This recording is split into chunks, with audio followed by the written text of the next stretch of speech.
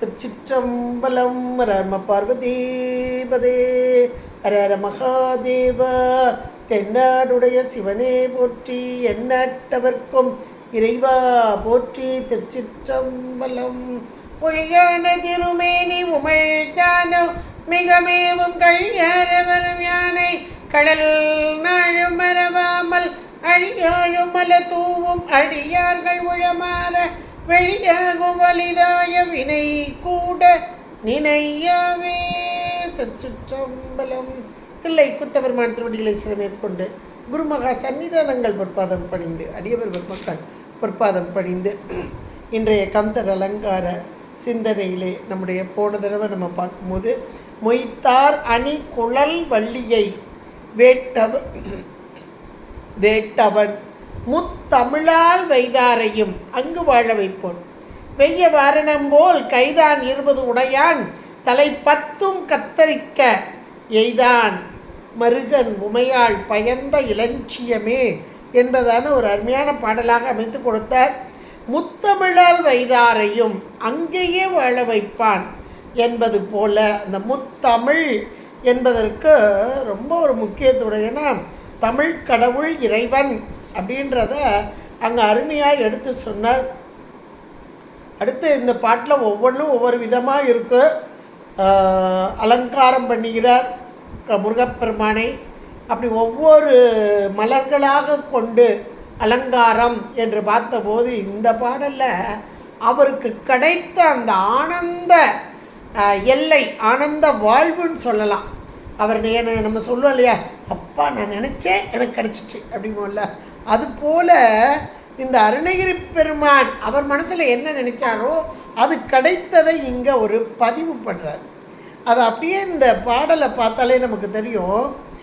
அவர் இந்த உலகத்தில் உடம்போடு வாழும்போது எல்லாருக்குமே மரணம் என்பது உண்டு, உடம்பை விட்டு போவது உண்டு. ஆனால் நம்முடைய அருளாளர்கள் மரணமில்லாத பெருவாழ்வை கேட்டு பெறுவார்கள். இன்னொன்று, இந்த உடம்போடே இருக்கும்போதே, உடம்போடு கூடி இருக்கும்போதே பேரின்பம், அதாவது இறைவன் கொடுக்கும் இன்பத்தை அனுபவித்தல். அதில் திருமந்திரம்லாம் ரொம்ப அழகாக அவங்களாம் அனுபவித்தவங்க, அந்த உடம்போடையே அனுபவித்தவங்க.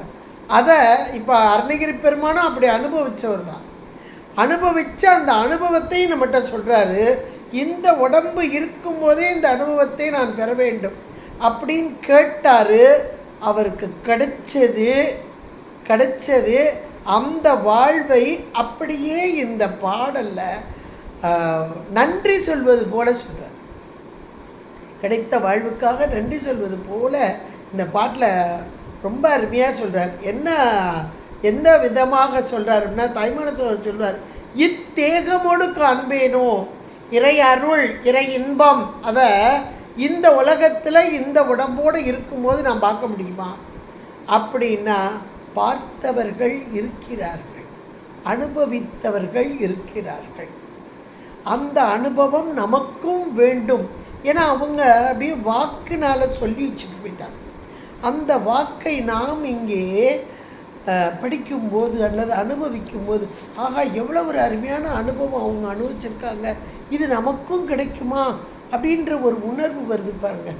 அதுபோல் இங்கே அமைத்து கொடுத்திருக்கிறார் அருமையாக இந்த பாடலை. அடுத்த பாடலை அது எந்த ஊரில் அப்படின்னா, திருச்செங்கோடு என்று சொல்லக்கூடிய தெய்வ திருமலை செங்கோட்டில் வாழும் செழும் சுடரே,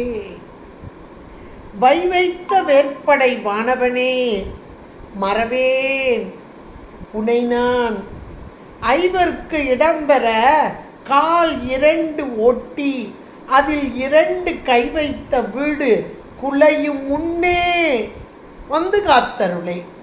அதாவது வருமுன் காத்தல் அப்படிம்பாங்க இல்லையா, அது போல் இங்கே அருணகிரி பெருமான் இந்த பார் ஒரு உடம்பு எனக்கு கிடச்சிருக்குப்பா, அது நீ தான் கொடுத்துருக்க, இந்த உடம்பை கொடுத்துருக்க.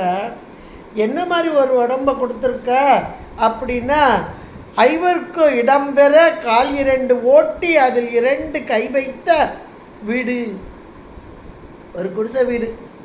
இதையே கேட்டால் ரொம்ப அருமையாக ஒரு வார்த்தையை போட்டிருக்கார். இதையே திருமந்திரத்திலே அப்படியே யாக்கை நிலையாமைன்ற அதில் அழகாக சொல்லியிருக்காரு. அதுபோல் இந்த வீடு குலையும் முன்னே வந்து காத்தருளே.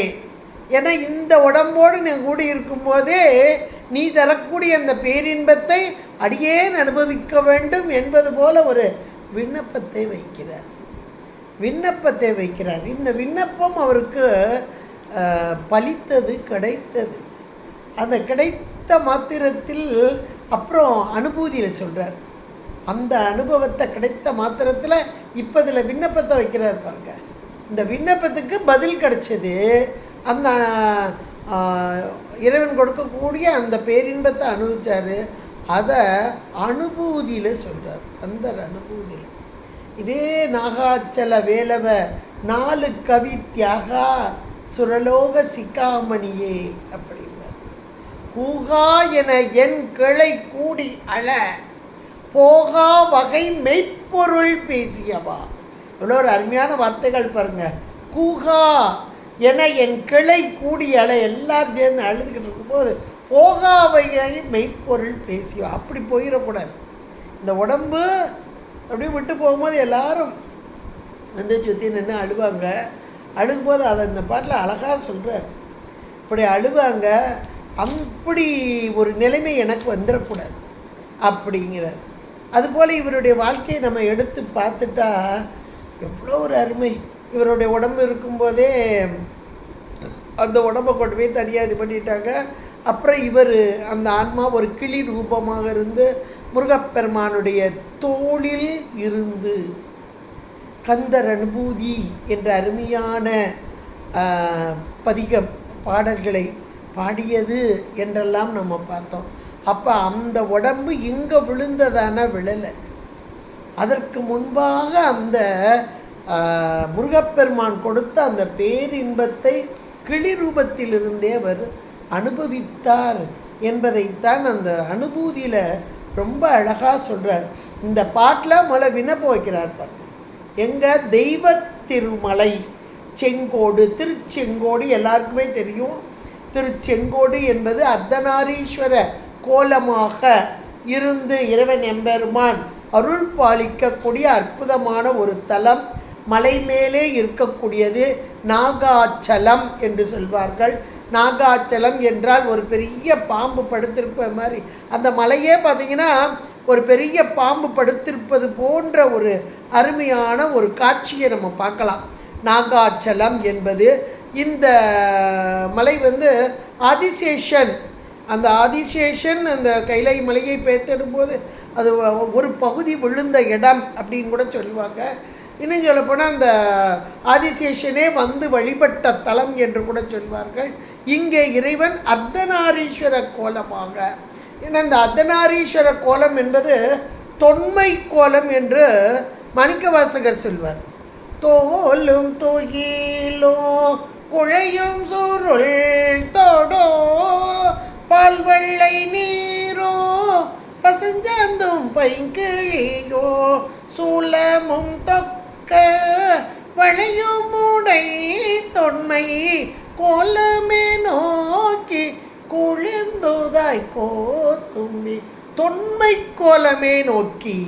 அப்போ தொன்மை கோலம் என்பது பழமையான முதலாக வந்த அந்த கோலம், அதுதான் அர்த்தநாரீஸ்வர கோலம் என்று சொல்லக்கூடியது. நீலமேனி வாழிழை பாகத்து ஒருவன் இரு தாழ் நிழல் கீழ் மூவகை உலகும் முகிழ்த்தன முறையோ என்று இந்த 500 அதில் பெருந்தவனார் ரொம்ப அழகாக சொல்வார். அப்போ இந்த அம்மையோடு கூடிய இந்த இறைவன் இதுதான் உயிர்களாகிய நமக்கு அருள் பாலிக்க வந்த அந்த தன்மை. அதுதான் இங்கே திருச்செங்கோட்டிலே அமைந்திருக்கும் இறைவனாக அர்த்தநாரீஸ்வரனாக இங்கே இருக்கும் முருகப்பெருமான் செங்கோட்டு வேலவன். இந்த மலையில் இருக்கக்கூடியது. இல்லை செங்கோட்டு இந்த வேலவனை பார்த்திங்கன்னா அதுலேயே அந்த வேல் அப்படியே அந்த சிலையோடைய சில இடங்களில் தனியாக வந்து சாத்தி வைப்பாங்க. இங்கே வந்து அதிலேயே சேர்ந்து இருக்கும் வேலாக செங்கோட்டு வேலனாக. இல்லை இவருக்கு அருணகிரி பெருமானுக்கு இந்த செங்கோடு திருச்செங்கோட்டு முருகப்பெருமான் ரொம்ப ரொம்ப பிடிக்கும். நிறைய பாடல்களில் திருச்செங்கோடு அப்படின்ற இந்த மலையில் உள்ள முருகப்பெருமானை வைத்து பாடியிருக்கிறார். அது காரணம், அதாவது ஒரு இடத்துக்கு போகும்போது இந்த இவர் கூட அடிக்கடி சொல்வார் நமக்கு, நான் இந்த பழனிமலைக்கு வந்து முருகப்பெருமானை வேண்டிக் கொண்டேன், அதனால் இந்த பழனிமலையை முருகருடைய அருளால் எனக்கு இந்த வேலை கிடச்சிட்டு, அதனால் ஒவ்வொரு நாளும் பழனிமலைக்கு வந்து முருகப்பெருமான் முருகா ஒன்றால் எனக்கு கிடச்சிது. அது சோசோமி ஐயா அடிக்கடி சொல்லுவாங்க. அது மாதிரி இப்போவும் நிறைய பேருக்கு ஏதாவது ஒரு கோவிலுக்கு போயிட்டு வந்தாங்கன்னு வைங்களேன், எத்தனையோ இடங்களில் வேலை தேடி இருப்பாங்க, கிடச்சிருக்காது. ஏதோ ஒரு கோயிலுக்கு போயிருப்பாங்க, போயிட்டு வந்தோடனே ஒரு அப்ளிகேஷன் போட்டிருப்பாங்க, அல்லது அந்த இடத்துலேருந்தே எழுதி போட்டிருக்கலாம். அப்போ உடனே அது வந்து அவங்களுக்கு சாங்ஷன் ஆகி வேலை கிடச்சிட்டு வைங்களேன், உடனே என்ன செய்வாங்க, ஆஹா இந்த இறைவன் அருளால் நமக்கு கிடைத்தது அப்படின்னு ரொம்ப ஒரு ஈடுபாடு கிடைக்கும். அதே போல் இங்கே அருணகிரி பெருமான் இங்கே ஒரு விண்ணப்பத்தை வைக்கிறார். செங்கோட்டு வேலவன் முருகா அப்படின்னு இந்த செங்கோட்டு வேலவனிடம் ஒரு விண்ணப்பத்தை வைக்கிறார். இந்த விண்ணப்பம் நிறைவேற்றப்பட்டது அவருக்கு. எப்படிப்பட்ட விண்ணப்பம் வைக்கிறார் அப்படின்னா, இந்த உடல் இருக்கும்போதே இந்த தேகத்தோடே அந்த இறைவன் கொடுக்கும் பேரானந்தம் பேரின்பம் அதை அடைய வேண்டும். இத்தேகமடு காண்பேனோன்னு தாய்மான சுவாமிகள் சொன்னா பாருங்க. அதே போல இங்கே ஒரு விண்ணப்பமாக வைக்கிறார். அது விண்ணப்பம் இவருக்கு நிறைவேறியது. அதைத்தான் அங்கே அனுபூதியில் கந்தர் அனுபூதியில் அழகாக எடுத்து சொல்கிறார். அதை நிறைவேறியதை அதை எடுத்து சொல்கிறார். இப்போ இந்த பாட்டில் சொல்கிறா பாருங்க, தெய்வ திருமலை. அது தெய்வ திருமலை என்றாலே மேலான இறைவன் குடியிருக்கும் அந்த மலை, திருமலை, செங்கோடு. மற்ற மலை மாதிரிலாம் இல்லை, அப்படி நல்ல ஒரு செங்குத்தா ஏறுறதுக்கே கொஞ்சம் கஷ்டமாக இருக்கக்கூடிய செங்குத்தான ஒரு பகுதியாக இந்த செங்கோடு மலை அமைந்து உள்ளது. இந்த செங்கோட்டில் இந்த செங்கோட்டுக்கு கூட நமக்கு ஞானசம்பந்த பெருமானுடைய பதிகம் ஒன்று இருக்குது. இந்த ஊரை வந்து கொடிமாட செங்குன்றூர் அப்படின்னு சொல்லுவாங்க.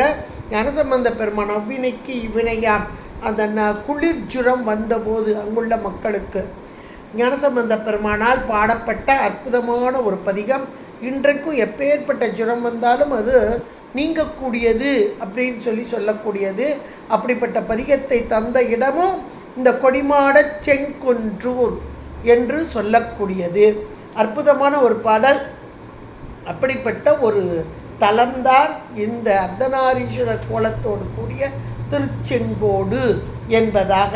இதைத்தான் நீங்கள் சொல்கிறார், தெய்வ திருமலை செங்கோட்டில் வாழும் செழும் சுடரேங்க. சாதாரணமான சுடர் இல்லை, இது செழும் சுடரா. அது என்னங்க செழும் சுடர் அப்படின்னா, இப்போ சூரியன் இருக்குது, சாதாரண விளக்கு அப்படின்னு வச்சுட்டாலே என்னாகும், ஒரு விளக்கு அதில் நெய் ஊற்றணும், திரி போடணும். திரி சரியில்லைனாலும் எரியாது, நெய் இல்லைனாலும் எரியாது. அப்போ எல்லாம் இருந்தால் தான், அந்த விளக்குக்கு இருந்தால் தான் எரியக்கூடியதாக இருக்கும். ஆனால் இந்த சுடர் எப்படிப்பட்டது அப்படின்னா, எப்பொழுதும் பிரகாசித்து கொண்டே இருக்கும். எந்த ஒரு உதவியும் இல்லாமல் தானாக சுயம் பிரகாசமாக. அதுதான் அதில் முக்கியம், சுயம் பிரகாசம் என்று சொல்லக்கூடிய. அப்படி சுயம் பிரகாசமாக இருக்கும் இறைவன் எம்பெருமான். இறைவன் எப்படிப்பட்டவனா, 8 குணங்கள் இறைவனுக்கு நம்ம சொல்கிறோம். சுதந்திரத்தன்மை, பேரருள், பெரும் கருணை, தானாகவே இயல்பாகவே மலங்கள் இது நீங்கியவன். இப்போ நாம் உயிர்கள் அப்படின்னு சொல்லும்போது சார்ந்ததன் வண்ணம் சுட்டறிவு, அவனோ பேரறிவு. அப்படிப்பட்ட இந்த முருகப்பெருமான் எப்படிப்பட்டவர் என்றால், இது சுயம் பிரகாசமாக இருக்கக்கூடிய அந்த முருகப்பெருமான். இந்த முருகப்பெருமானைத்தான் இங்கே சொல்கிறார். எப்படி சொல்கிறாரு, செழும் சுடரே அப்படிங்கிறார். செங்கோட்டில் வாழும் செழும் சுடரே. அந்த செழும் சுடர், அதில் திருமுருகாற்றுப்படையிலையும் சொல்வார், சேன் விலங்கு அவிர் ஒளி என்பார். அந்த சேன் விலங்கு அவிர் ஒளினா நெடுந்தூரத்துக்கு தெரியக்கூடியதான ஒளி வெள்ளமாக இருக்கக்கூடியது. அதை போலத்தான் இங்கே முருகப்பெருமான் எப்படி இருக்கிறாரா, சுயஞ்சோதியாக பரஞ்சோதியாக, செழுஞ்சோதியாக, மலை மேல் இருக்கும் ஜோதியாக. இப்போ கீழே இருந்தால் கொஞ்ச தூரத்துக்கு தான் தெரியும், ஆனால் மலை மேல் இருந்தால் எல்லா இடங்களுக்கும் பரவலாக தெரியக்கூடிய ஜோதியாக, அப்படிப்பட்ட ஜோதியாக இருக்கும் இந்த செழும் சுடர் என்று சொல்லக்கூடியது. அப்படிப்பட்ட செழும் சுடரே என்று சொல்லி அடுத்து சொல்கிறாரு, வைவைத்த வேற்படை வானவனே. இவன் கையில் இருக்கக்கூடிய அந்த வேல் படை என்பது, வேல் என்பது ஒரு கூர்மையான ஆயுதம். இங்கே முருகப்பெருமானுடைய கையில் இருக்கக்கூடிய கூர்மையான ஆயுதம் என்பது எதன் பொருட்டாக? உயிர்களாகிய நம்மிடம் இருக்கும் அறியாமை என்ற அந்த இருளை நீக்குவதற்காக. ஞானமே வடிவான, ஞானம் என்பது ஒளியாக இங்கே சொல்லப்படுகிறது. அப்போ ஞானமே வடிவான, ஒளி வடிவான, வை கூர்மையான வைவேல் படை. வைவேல் படை என்பது அறியாமை, ஆணவத்தோடு கூடிய உயிர்களாகிய நமக்கு அந்த அறியாமை என்ற இருளை நீக்க வந்த வைவேற்படை வானவனே. முதல்ல செழுஞ்சுடரேன்னாரு, செழுமையான சுடர், சுயம் பிரகாசம்னாரு. அது மட்டுமா? அந்த பிரகாசம் சுயமான பிரகாசம், தானாகவே இங்கே ஒளிவிடக்கூடியது. அது மலை மேலே இருக்குது, கீழே கூட இல்லை. அப்போ எல்லா இடங்களிலும் நிரம்பி இருக்கும் ஒளி. அந்த ஒளியை அதோட வைவேல்படை வானவனே, கூர்மையான இந்த வேலாயுதத்தை கொண்டவனே. இந்த கூர்மையான வேலாயுதம் சொல்லும் போதே இன்றைக்கெல்லாம் பார்த்திங்கன்னா எத்தனை பேர் இந்த வேலோடைய மகிமையை தெரிந்து கொண்டு, ஏன்னா இது எந்த காலத்துலேயும் அவர் பாடி வச்சார், அருணகிரிப்பெருமான் பாடி வச்சது தான். திருத்தணியில் உதித்தருளும் ஒருத்தன் மலை விருத்தன் அப்படின்னு சொல்லிட்டு அந்த வேல்மாறல் இன்றைக்கு அவ்வளோ பிரமாதமாக எல்லாருடைய மனதிலும் நாக்கிலும் வருகிறது என்றால் இந்த வேலின் மகிமை தான். என்னை கேட்டால் வேலின் மகிமை தான். அன்னைக்கு 1000 பேர் உயிர்களை காப்பாற்றிய அந்த வேல். திருப்பரங்குன்றத்தில் இருந்து நக்கீரர் அந்த முருகாற்றுப்படை பாடும்போது முதல்ல அந்த திருப்பரங்குன்றத்தில் இருக்கும்போது பாடினார் இல்லையா, அந்த வேல் புறப்பட்டு வந்தது. அங்கேருந்த வேல் தான் புறப்பட்டு வந்தது, வந்து 1000 பேர் உயிரை காப்பாற்றியது. அதான் அந்த இதில் சொல்வார் வேல் மாறல்ல. பழுத்தமுது தமிழ் பலகை இருக்கும் ஒரு வரை குகையை இடித்து பலி காணும் அப்படிவார். அந்த வேலுடைய பெருமை இங்கே இவர் அழகாக சொல்கிறார். அந்த வேலுடைய பெருமையை சொல்லும்போது வைவேல் என்பதாக கூர்மையான அந்த வேல்படை, அந்த வைவைத்த வேற்படை வானவனே என்பதாக அந்த கூர்மையான ஆயுதம் எதற்காக? உயிர்களாகிய நம் பொருட்டாக இருக்கக்கூடிய அந்த ஆயுதம்.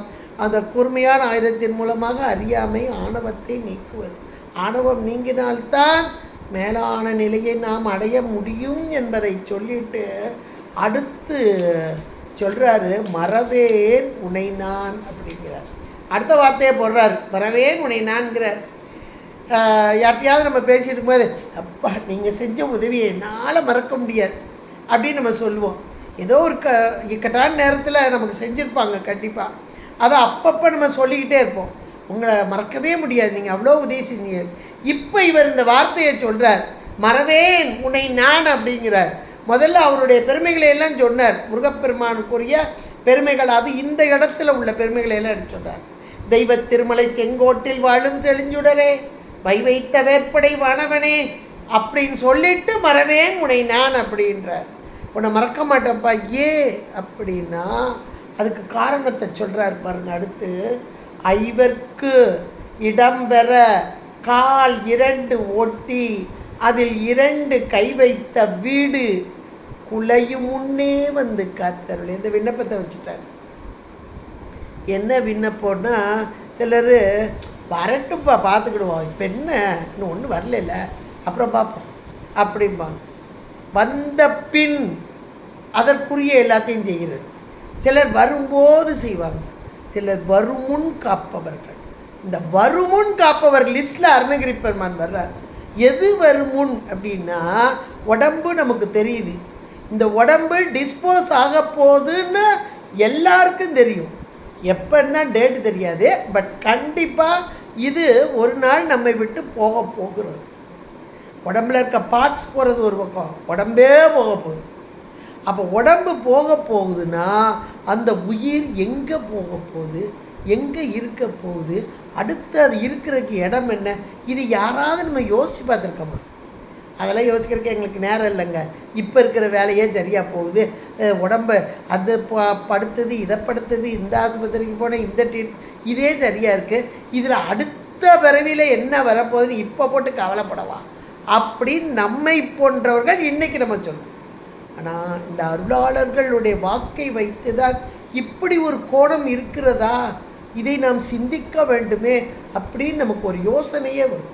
இதை நூலுபதேசம் நம்முடைய சகலவர்க்க ஆன்மாக்களுக்கு நூலுபதேசம் எதற்காக என்றால் இதையெல்லாம் நமக்கு எடுத்து சொல்கிறது தான். இந்த அருணகிரி பெருமான் ரொம்ப அழகாக சொல்கிற பாருங்க. இவர் மட்டும் இல்லை, நமக்கு நம்ம அருளாளர்களுடைய திருமுறைகள்லேயும் நிறைய இடங்களில் இது வந்திருக்கு. ஐவருக்கு இடம்பெற, இது திருமந்திரத்தில் அப்படியே இருக்கு பாருங்க. யாக்கை நிலையாமைன்றதில் அவ்வளோ அழகாக சொல்கிறார். இதே வார்த்தையை அப்படியே கொண்டு வர, காலும் 2 முகட்டு முகட்டழகு அழகு 1 உள, பாலுள் பருங்களி 32 உள, மேலுள்ள கூரை பிரியும் முன் பிரிந்தால் முன்போல் உயிர் மீளப்புக அறியாதே. திரும்ப போய் உள்ளே போய் உட்கார முடியாது, அவ்வளோதான் முடிச்சுது. அப்படியே இந்த பாட்டை வைக்கிற மாதிரி சொல்கிறார் பாருங்க. திருமந்திரத்தில் இல்லாததே கிடையாது. ஊரெல்லாம் கூடி ஒலிக்க அழுதிட்டு பேரினை நீக்கி பிணமென்று வேறிட்டு சூரையம் காட்டிடை கொண்டு போய் சுட்டிட்டு நீரினில் மூழ்கி நினைப்பு ஒழிந்தார்களே. ரொம்ப அருமையாக இருக்குது. அந்த யாக்கை நிலையாமைன்றதை எடுத்து பாருங்கள். உண்மைக்கே அவ்வளோ அருமையான பாடல்கள், அதனுடைய பொருள் அலங்கால் பட்டதாக ஒரு பொருளோடு அங்கே கூடி இருக்குது.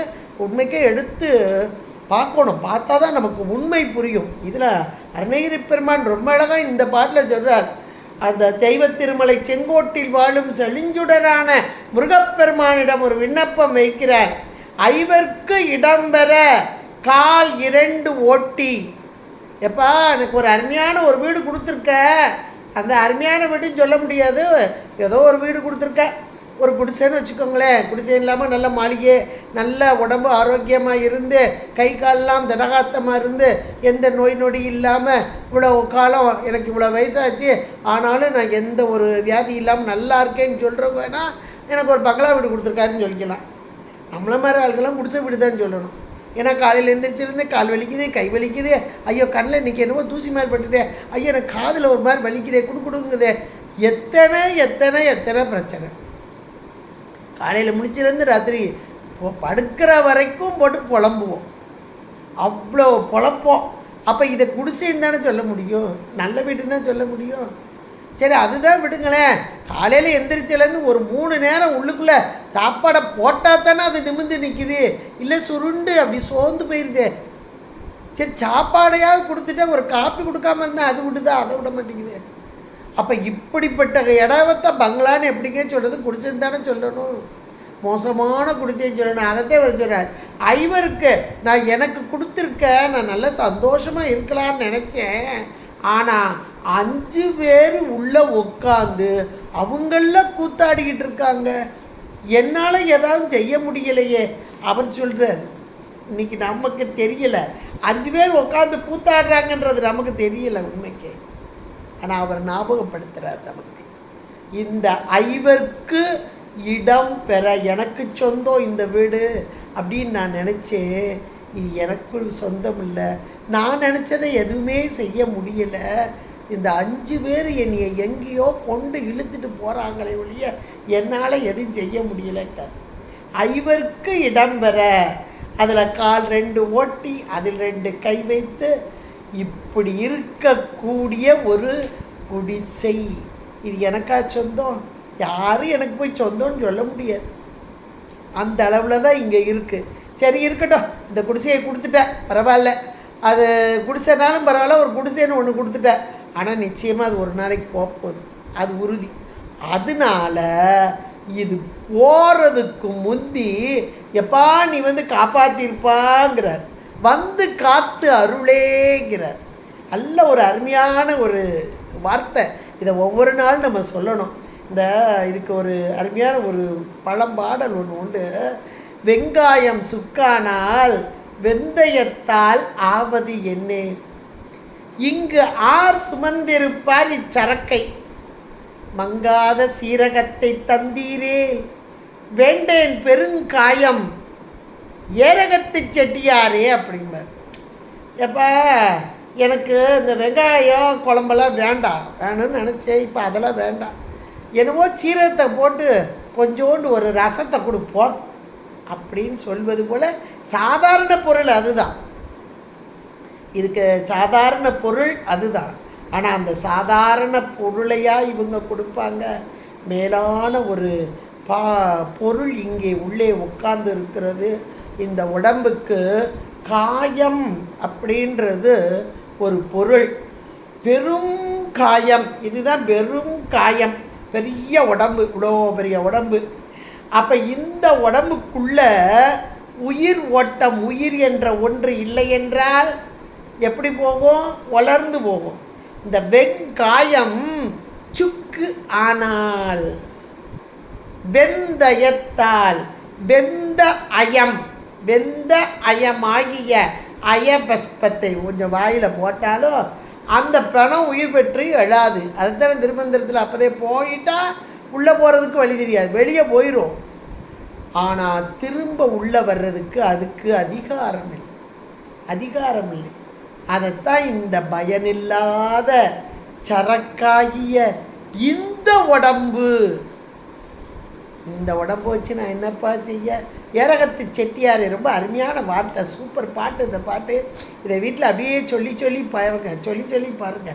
இதை வச்சு நான் என்னப்பா செய்ய, ஒன்றும் வேண்டாம், மங்காத சீர் அகத்தை தந்தீரேல், வேண்டேன் வெறும் காயம் அப்படிங்கிறார். ரொம்ப அருமையான ஒரு பாடல். இதே போலத்தான் இங்கே அருணகிரி பெருமான் கேட்கிறார். இப்படிப்பட்ட ஒரு உடம்பு இங்கே அமைந்திருக்கிறது. ஐவருக்கு இடம்பெற, எனக்குள்ள உடம்பு, எனக்குள்ள வீடு, இது நான் இதில் ஆட்சி புரியலாம் நினச்சேன், என்னால் புரிய முடியலை. இந்த 5 பேரும் டாமினேட் பண்ணி என்னை எங்கெங்கேயோ கூட்டிகிட்டு போகிறாங்க. அந்த ஐவர் இடம்பெற கால் 2 ஓட்டி அதில் 2 கை வைத்த இந்த வீடு கண்டிப்பாக ஒரு நாள் நீங்க போகிறது. அப்படி நீங்கும்போது எல்லாரும் கூடி நின்று அழுவாங்க. கூகா என என் கிளை கூடி அப்படி கூடி அழுவாங்க. அதுக்கு முந்தி போகா வகை மெய்ப்பொருள் பேசியவா, அவருக்கு இந்த விண்ணப்பத்தை இங்கே வைக்கிறார். வீடு குலையும் முன்னே வந்து காத்து அருளே அப்படிங்கிறார். இந்த வீடு போனது அப்படின்னா சொல்லுவாங்க, உயிர் போயிட்டுப்பா, அநியாயமாக போயிட்டுப்பா அப்படிம்பாங்க, பார்த்துருக்க போயிட்டுப்பா அப்படிம்பாங்க, எப்படி போச்சுன்னே தெரியலப்பாம்பாங்க, எவ்வளவோ சொல்லுவாங்க. உயிர் எங்கே போச்சு? எங்கேயும் போகலை. உயிர் எங்கேயும் போகலை.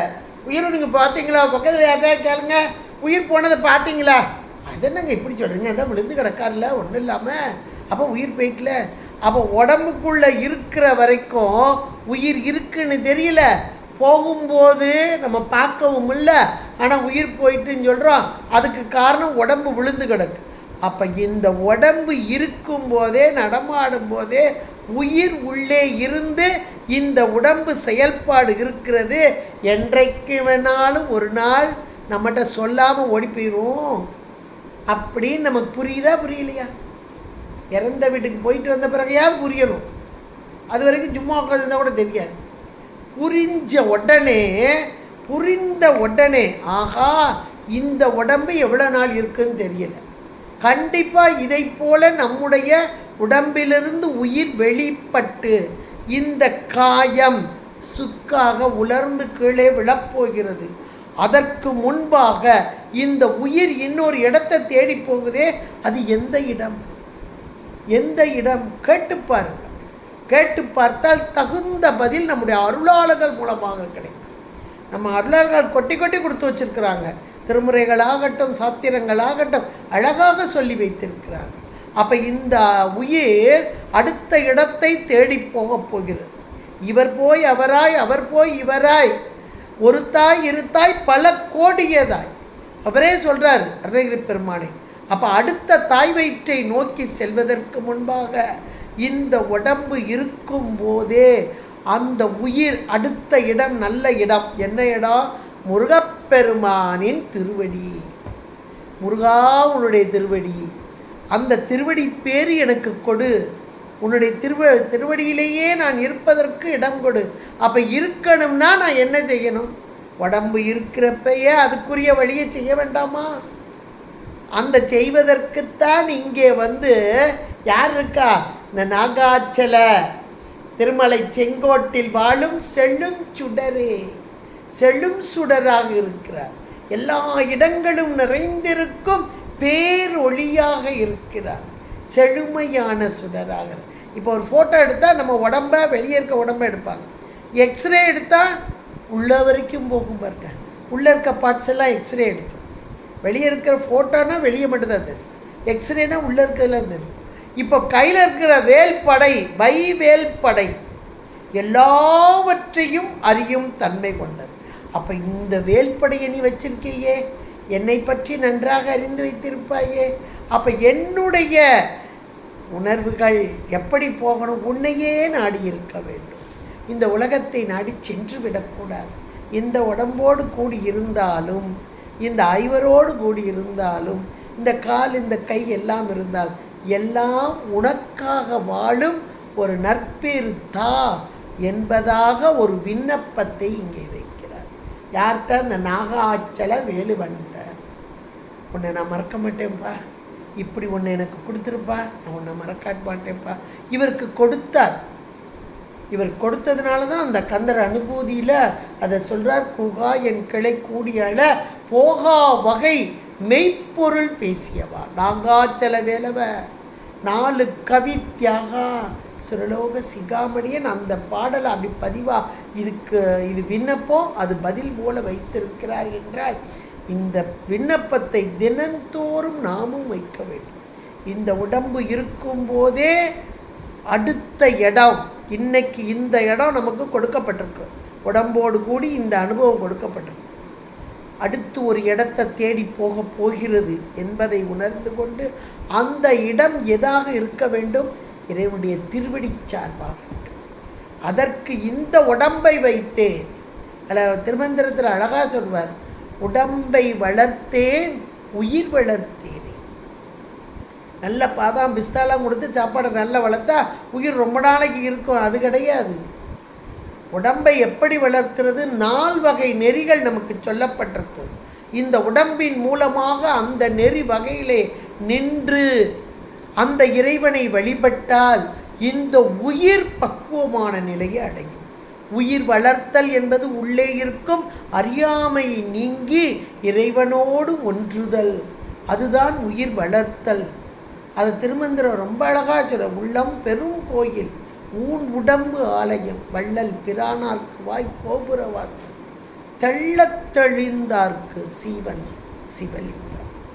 இவ்வளவு அப்படி திருமந்திரத்தில் இல்லாதே கிடையாது அந்த அளவில். இப்போ இந்த பாட்டில் அருணகிரி பெருமான் அழகாக அந்த தெய்வ திருமலை செங்கோட்டில் வாழும் செழிஞ்சுடரே வைத்த வேற்படை வானவனே, இதெல்லாம் ஏன் சொல்கிறாருன்னா அந்த திருமலை செங்கோட்டில் இருக்கக்கூடிய செழும் சுடராக, ஒளி பிழம்பாக, ஞான ஒளியாக, அந்த ஞானம்தானே நாம் அடைய வேண்டிய ஒன்று, அதைத்தான் இங்கே சொல்கிறார்.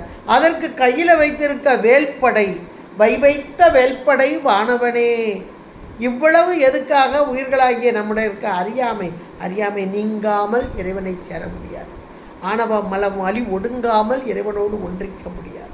அதைத்தான் அந்த முன்னாடி அதை சொல்லி உன்னை நான் மறவேன் என்பதையும் சொல்லி ஐவருக்கு இடம்பெற காலி 2 ஓட்டி அதில் 2 கை வைத்து வீடு குலையும் முன்னே வந்து காத்து அருளே. நான் உன்னை பிடிக்க முடியாது, நீ அப்போ நீ உள்ள அப்படின்னா ஏற்கனவே உள்ளதாக இருக்கிறார், நம்மளால் உணர முடியலை. அதுக்கு காரணம் அறியாமை. அந்த அறியாமை நீங்குவதற்குத்தான் வேல்படைவானவன். அந்த அறியாமையினால் இறைவனை அறியாமை நீக்கத்தால் இறைவனை உணர்ந்து அந்த நிலையிலே நீ என்னை காத்து அருளே. இந்த வீடு போகிறதுக்கு முந்தி நீ வந்து என்னை காத்திருப்பா. ஏன்னா போயிட்டுனா இன்னும் அடுத்த பிறவி எப்படி வருமோ தெரியாது. இப்பிறவி இத்தேகமோடு நான் காண வேண்டும், உன்னை அடைய வேண்டும் என்ற ஒரு அருமையான ஒரு பாடல். ஒவ்வொரு நாளும் நாம் காலையில் எந்திரிச்சோன்னே சொல்ல வேண்டிய விண்ணப்பம் என்ன கேட்டால், முருகப்பெருமானிடம் வைக்கும் விண்ணப்பமாக அருணகிரி பெருமான் வச்சார்னா நாமும் அந்த விண்ணப்பத்தை வைக்க வேண்டும். வைத்தால் நமக்கும் அந்த பெருவாழ்வு கிடைக்கும் என்பதை அருமையாக சொல்லப்பட்ட அலங்கார பாடலாக இங்கே அமைந்துள்ளது. இதை சிந்திப்பதற்கு, இன்றைக்கு சிந்திப்பதற்கு முருகப்பெருமானுடைய திருவருளும் குருவருளும் கூட்டியமைக்கும் கேட்டு மகிழ்ந்த அனைவருடைய பொற்பாதம் பணிந்து உங்களிடமிருந்து விடைபெறுகிறேன். நன்றி, வணக்கம். திருச்சிற்றம்பலம். ஹர ஹர பார்வதி பதே ஹர மகாதேவ. தென்னாடுடைய சிவனே போற்றி, எந்நாட்டவர்க்கும் இறைவா போற்றி. திருச்சிற்றம்.